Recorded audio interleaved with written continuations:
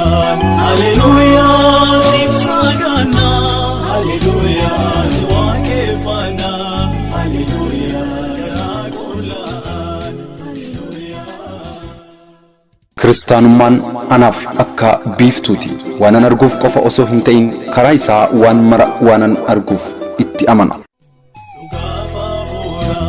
Hallelujah sif sagana hallelujah siwake fana hallelujah yaqulan hallelujah Nagaaf araarri waaqayyoo bakka isin jirtan hundumaatti isin haa qaqqabu isiniin jenna. Hordoftoota YouTube keenya Focus Haramayyaa. Kun qophii barreessaaf barreeffamaa jedhu kutaa tokkoffaa seenaa C.S. Lewis irratti xiyyeeffatudha. Share, like, subscribe gochaa nu faana turtii gaarii qabaadhaa isiniin jecha seenicha kan isinitti himu immoo Galataa Olumaati. Hallelujah sif sagana hallelujah siwake fana hallelujah yaqulan hallelujah Namichi inni takka nu ari'achaa ture amantiidhuma isa dur balleessuudhaaf dhama'aa ture sana lallabaa jira. Galaatiyaa boqonnaa 1 lakkoofsa 23.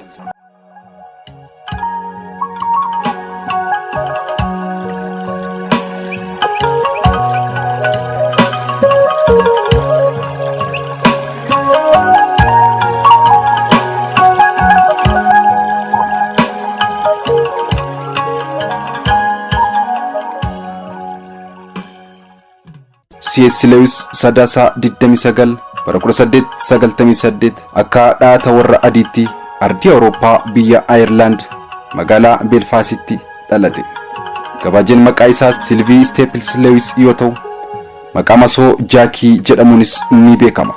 Kunis waggaa 5ffaa isaatii kaasee maqaa isaa Silvii jedhu sanaan waamamuu jibbuun Jaakii jedhaa ana waama jechuu isarraa kan madde ture. Abbaan isaa Albert James nama abukaatoo seeraa ta'uun dhaabbata dhuunfaa keessaa hojjetu ture. Haati isaa Hamlinton immoo barnoota herregaatiin digirii jalqabaa qabdi.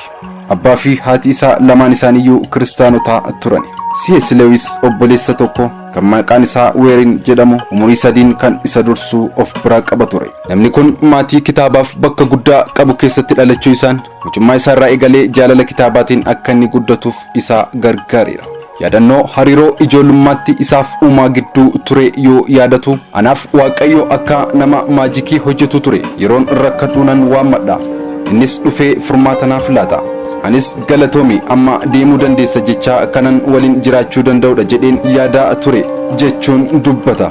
Bara 1908 taateen uumamee jireenya isaa keessatti daandii adeemsa isaa kan geeddari ture. Bara kana haati isaa dhibee kaanseriin yeroo dheeraa erga dhukkubsatte addunyaa kanarraa du'aan godaanuuf dirqamte.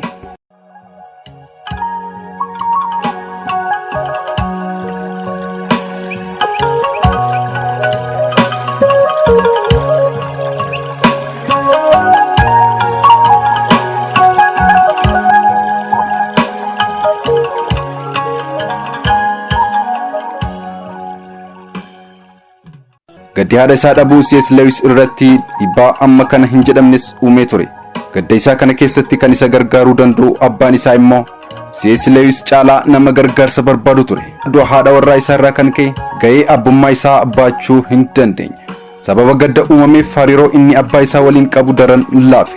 Manni isaanis mana isaanii deebi'ee itti hin fakkaanne. Beekumsaaf amantaan xiqqoonni waa'ee waaqayyoo qabus daran jalaa raafame. Hiikni jireenyaaf inni laatu marti haadha isaa dhabuu irraa kan maddedha. Akkas jechuunis komii qabu waaqayyotti dubbata. Waaqayyoo hin jiru.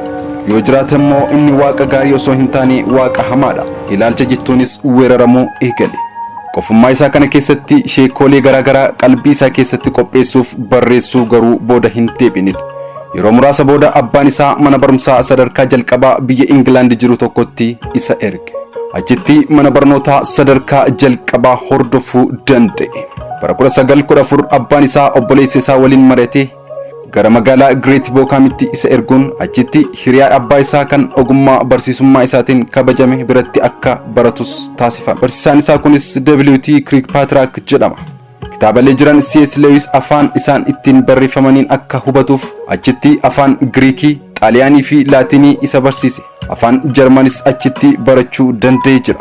Akkaataa dubbii irraa eegalee akkaataa dubbisaa, qeeqaaf karaa loojikaawwan barreessanis achitti baratee jira. Barsiisaan kun yookaas WT Kirkpatrick namni jabaan kun garuu nama jiraachuu Waaqayyoo haalu waan tureef daandiin C.S. Lewis Waaqayyo irraa ijoollummaatti maqxe sun akka fagaattetti itti fufte.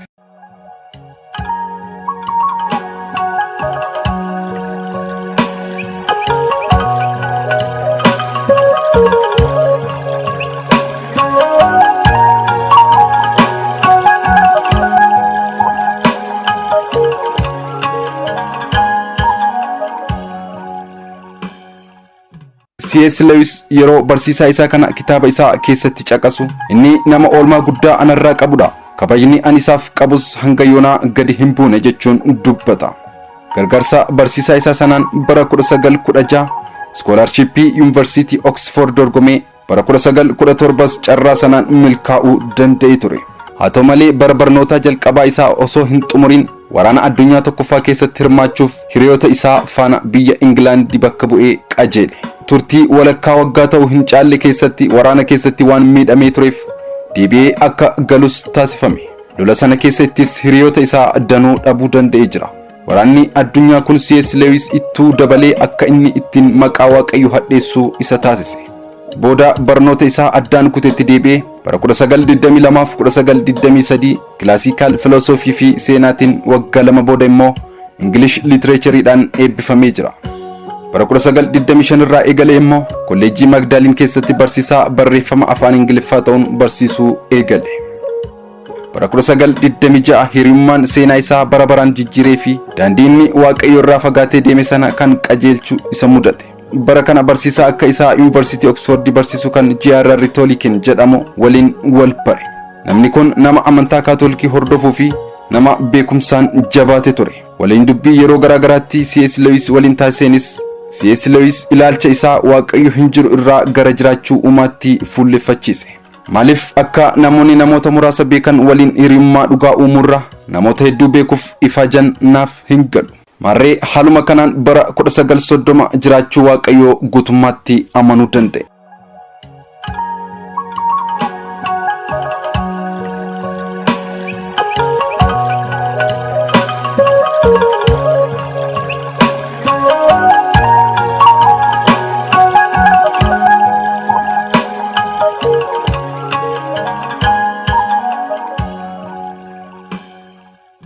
Namni kun yoo dubbatu guyyaa tokko gara paarkii tokkotti obboleessa koo waliin imalle. Hanga sanatti Yesus ilma Waaqayyoo ta'uusaa hin amanne. Garuu paarkichaa Yesus ilma Waaqayyoo ta'uusaa amaniin deebi'e. Kunis baay'ee itti yaaduu kootiin osoo hin ta'in akka nama rafee dammaqee akka rafaa ture hubateetti ture malee jechuun dubbata. Umurii isaa 20 keessatti jiraachuu Waaqayyoo namni mamaa ture kun nama hojjetaa Yesus Kiristoos ta'uu danda'edha. bara 1931 C.S. Lewis Yesus ilma Waaqayyoo ta'uu isaatti amanuun gara kiristaanummaa seene. Sana booda waldaa qaama Protestaantii taate kan Church of England jedhu seenee achitti tajaajiluu eegale.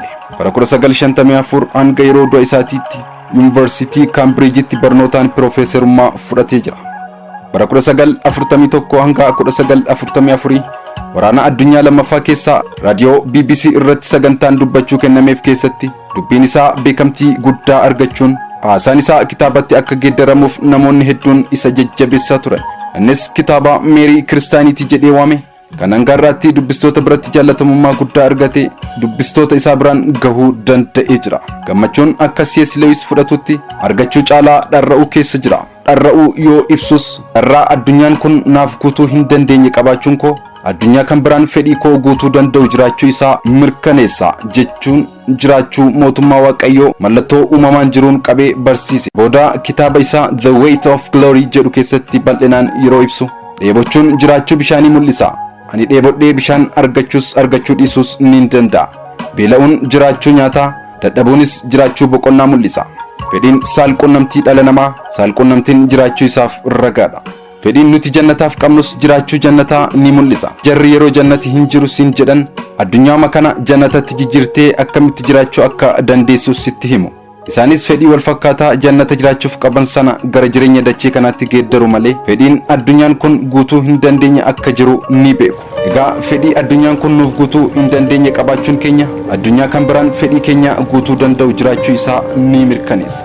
C.S. Lewis kitaabalee oduu durii gurguddoo torba kan maqaa Naarniyaa jedhu jalatti barreesseenis jaallattoota kitaabaa ajaa'ibsiiseera. Oduu duriiwwan kun kan gooftummaa Yesuus Kiristoosin lallaban ta'uu isaanii namni macaafa qulqulluu dubbiseef beeku bira ga'uuf yeroo dheeraa isa hin fudhatu. Kitaabaleen Naarniyaa jedhaman kun baay'een isaanii irra deddeebiidhaan fiilmiitti geddaramanii amma kanallee miidiyaa hawaasaa gubbaatti fe'amanii akka jiranis ni dubbatama. Fiilmileen biroon kan akka The Shadowland akkasumas The Most Reluctant Convert jedhamanis seenaa isaatiif warra hojjetaman keessa jiru. Kitaaboleen waa'ee isaatiif barreeffaman baay'ina kitaabolee inni barreesse caalmaa kan baay'atan C.S. Lewis addunyaa keenyaaf nama waaqayyo kennaa godhee laatedha. Bara 1956 barreessituu lammii Ameerikaa maqaan ishee Joy Davidman jedhamtu kan daandii kiristaanummaatti dhufuu ishee keessatti kitaabaleen isaa ga'ee guddaa qaban sanatu akkuma ajaa'ibsiifattoota isaa kan biroo biyyoota garaagaraa jiraatanii xalayyaa isaaf barreessite. Xalayyaan ishee garuu xalayyoota isaaf barreeffaman kaanirraa adda ture. Joy akka isa waliin wal beektutti isaaf barreessite. Innis xalayyaa ishee ajaa'ibsiifatee osoo yeroo hin fudhatiin deebisee barreesseef. Joy guyyaa tokko Ingilaand akka jirtu xalayyaan C.S. Lewisitti himuun isa arguu akka barbaaddu barreessite. Innis tole jedhee ishee arge. Hanga isheen biyya isheetti deebituttis darbee mana inniif obboleessi isaa keessa jiraatanitti affeeraa ture. Yeroo Joy biyya ishee Ameerikaatti deebitu abbaan warraa ishee dubartii kan biraa fuudhee ishee eege. Yeroo kana Joy maal gochuu akka qabdu Lewisiin gaafatte. Joy abbaa warraa ishee hiikuun cubbuu ta'uu isaa waan beektuuf sodaa guddaan guutamteetti. C.S. Lewis garuu gorsa inni isheedhaaf kenne abbaan warraa kee gaa'ela isaa lammaffaa dhiisee si waliin jiraachuu akka qabu isa hubachiisi. Tole hin jedhu taanaan garuu isa hiikuun kee cubbuu miti jechuun isheef barreessee ture. Joy yeroo dheeraa booda C.S. Lewisiif bilbiltee London akka jirtu itti himte. Abbaa warraa ishees akka hiiktee gurra buuste. Joy ijoollee ishee lamaan fudhattee Ingilaand jiraachuu eegalte. Imbaasiin Ingilaand garuu akka isheen Ameerikaatti deebi'uu qabdu barreesseef. C.S. Lewis immoo qarshii baay'ee baasuudhaan karaa seeraa Joy akka isheen lammummaa Ingilaand fudhattu yaalus ifaajiin isaa firii homaa argamsiisuu hin dandeenye. Karaan Joy ittiin London keessatti hafuu dandeessu inni xumuraa Joy isatti heerumuun akka ta'e namni seeraa isa gargaaru isa hubachiise. C.S. Lewis qofa galeessa gaa'ela dhaabbatee hin beekneef oduun kun ulfaataa ture. Haa ta'u malee yeroo kana daandii furmaataa kana Joy hubachiisuun hiriyoonni wal jaallatan kun mana seeraa deemanii waraqaa gaa'ela isaanii addeessu waliif mallatteessuun hiriyummaa isaanii gara dhirsaaf niitiitti guddisani.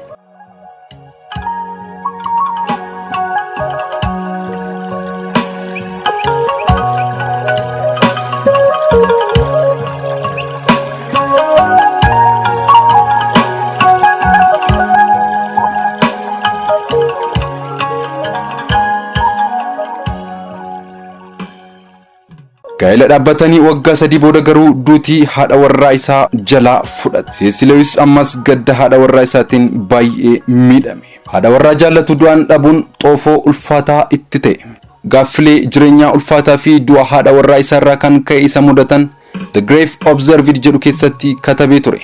Kitaabicha garuu eenyummaa isaa dhokfachuun maqaa namaa akkasumatti fayyadamuun maxxanse. Kitaaba sana keessatti yeroo waa'ee haadha warraa isaa dubbatu namni dhibee hamaan qabame miilla isaa akka irraa muramu meeshaa deemsaaf isa deeggaru ni fayyadama. Namoonnis fooyyee qabdaa yeroo jedhan eeyyee jedhee deebisaaf. Garuu yeroo rafu yeroo ka'uu fi qaama dhiqatu bakki miilli inni dhabee isatti dhaga'ama. Akkuma kana namni nama jaallatu yeroo of biraa dhabu gonkumaa bakka nama inni dhabee isa jalaa hin dhokatu. Qaawwaa sanas eenyuyyuu isaaf haguuguu hin danda'u. Haaluma kanaan utuu jiru Sadaasaa 22 bara 1963 waggaa 65ffaa seenuuf yeroo torban tokko qofti isa hafetti duutii isas ofitti fudhachuuf garaa jabaate. Guyyaan du'a isaatii guyyaa wal fakkaataa pirezidaantiin Ameerikaa beekamaan duraanii John F. Kennedy itti ajjeefaman ta'uun isaa duutii nama beekamaa kun du'a nama isa caalaa beekamtii qabuun waan walirra bu'eef hanga kanatti hin dhaga'amne. C.S. Lewis dhala ofii isaatii qabaachuu baatus ilmaan hedduu seenaa isaa kunuunsuun dachee irra isaaf tursiisuu danda'an karaa kitaabalee isaatii kumaatamaan dhalcheera. Kiristaanonni hanga guyyaa har'aatti addunyaa kana irratti wangeelaaf dhaabbachuun beekaman baay'een isaanii ilmaan C.S. Lewis ta'uu isaanii karaa garaagaraan dhugaa ba'ameefira. Namni kun nama Waaqayyoo ogummaa guddaa kennuufiin namoota jiraachuu uumaa isaanii haalanii fi gooftummaa Yesuusitti hin amanne kan baay'ina isaanii lakkaa'uun ulfaatu ittiin ofitti deebise. Nama seenaan yoomillee maqaa isaa waamaa jiraatudha.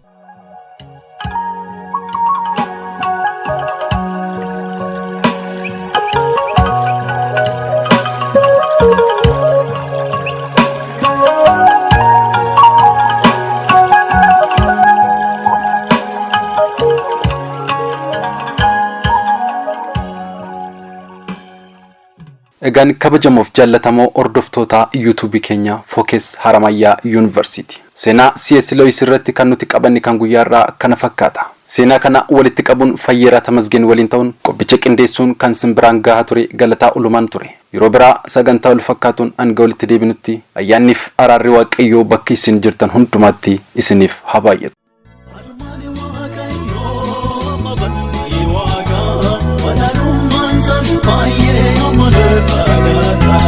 Waaqayyoo gaariidhaan guyyaa dheeraati, ol amansiisaa iddootti baqannaati.